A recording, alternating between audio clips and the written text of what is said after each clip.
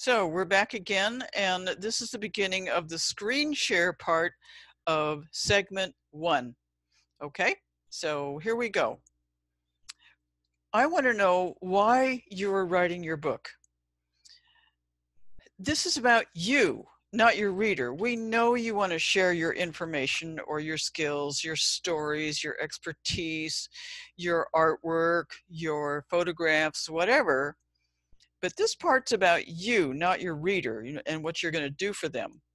Because once you know what you're going to be doing this for, it's going to determine something that's really important. And I'll get into that in a couple of minutes. But for now, I want you to think about what you're doing here. Because if you're writing, let's say, a dissertation for a PhD, it's going to be a really different kind of book than a little pocket guide for a teenager who doesn't know how to go out with girls.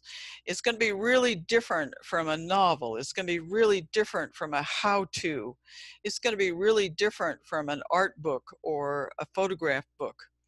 So why are you publishing your book? Are you doing it to make money? Are you doing it to gain credibility? Are you doing it simply because you like to serve?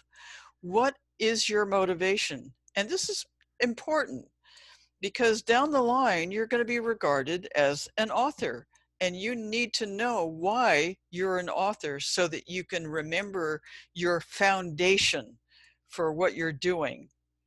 So later on, let's say you're on a radio show or something and somebody says, well, why did you write your book? You won't have to sit there and stammer. You'll know I'm doing this because I want to make money selling my book and supporting my family, for instance, or selling it in the back of the room because you're a speaker and you need support. You need accompanying materials to sell in the back of the room for your clients and for your customers and for your students. So this is important information that you need to have right below your belt so that you can lean on it later on. Okay, this is not about your reader, it's about you. So later on, when you're considered an author, how's that going to feel? Maybe you're even a best-selling one. Get yourself into the state of being an author right now. Maybe you already are an author and you know how it feels to hit publish or be published by a publishing company. It's exciting. You put months and months of effort into something, or weeks and weeks, however long it took you, maybe years. Like some of my art books, it took me years to do all the work that is in them. So what's it going to feel like to have yourself regarded as an author? You are an authority, author-ity, right? So feel that, really feel that in your system. It's exciting. And I want to know, again, as an author, what's your core reason for writing your book? You could say, shrug your shoulders, oh, it's just what I do.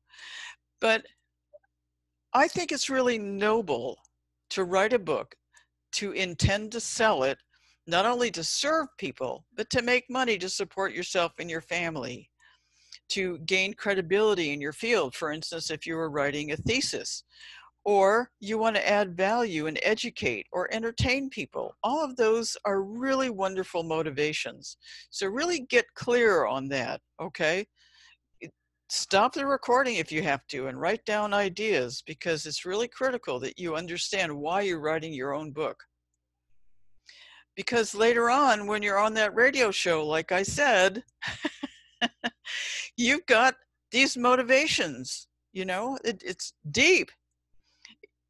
And also, the reason you write your book, it determines the size of your book. Now, that might sound really weird, but here's why. For instance, let's say you're writing a guidebook for teenagers, like I talked about. That book is not going to be 8.5 by 11 because they want to put it in their back pocket. So you want to create something that's 5.5 by 8.5. That's it's the smallest reasonable size on Amazon. They've got many sizes.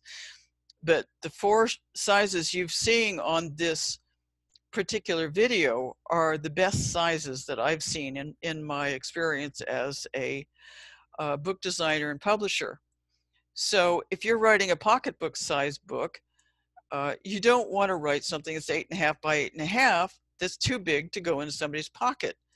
8.5 by 8.5 is a decent size for an art book or a storybook for kids. Now, I say it's a decent size because it really is actually kind of small, but unfortunately, Amazon doesn't have an 11 by 11. So you can choose 8.5 by 8.5 until, or unless you want to go to blurb.com and pay a bloody fortune for a bigger book. I really wouldn't do that if this is your first self-published book, because you're going to, like I said, you're going to pay a fortune for it, especially if it's in color. So stick with Amazon. Their color is fine, and they have good printing. 8.5 by 8.5 is a great size for kids' books, you know, if you're putting together a storybook or a picture book. Now, if you're writing a how-to book, the common size paperback is 6 by 9. It's bigger than your airport paperback. Those are smaller because people like to travel with something that's a little less clumsy to carry around. But 6 by 9 is your normal how-to paperback size, you know, like for energy practitioners or for people who are doing how-tos on cookbooks and stuff like that, or even just stories. 6 by 9 is a good size. I use that a lot. Now, if you're creating a workbook for your classes, your teleclasses, your webinars, for your seminars, 8.5 by 11 is a great size. Or for coloring books, same thing, 8.5 by 11. And for coloring books, you got to make sure that you only publish your designs on the right-hand side of the page. Do not put them on the left-hand side, because people will be coloring through to the next design and they'll be mad at you.